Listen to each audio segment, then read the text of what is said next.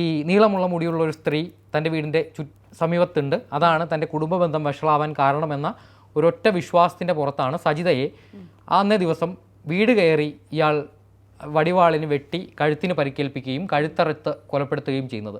ഈ കേസിൽ ശിക്ഷിക്കപ്പെട്ട് ജയിലിലേക്ക് പോകുന്ന വിചാരണ തടവുകാരനായി വിയൂർ സെൻട്രൽ ജയിലിലേക്ക് പോകുന്ന ഈ ചെന്താമര പിന്നീട് ജാമ്യത്തിൽ ഇറങ്ങുന്നത് 2021 2021 ജാമ്യത്തിൽ ഇറങ്ങുമ്പോൾ കോടതി ഇയാൾക്ക് മുന്നിൽ വെച്ച ജാമ്യ വ്യവസ്ഥ എന്ന് പറയുന്നത് ഈ നെന്മാറ ഈ പറയപ്പെടുന്ന ഈ പ്രദേശത്ത് നെന്മാറയിൽ ഇയാൾക്ക് എത്താൻ പറ്റില്ല, നെന്മാറയിൽ ഇയാൾക്ക് പ്രവേശനമില്ല, ജാമ്യവ്യവസ്ഥ അങ്ങനെയാണ്.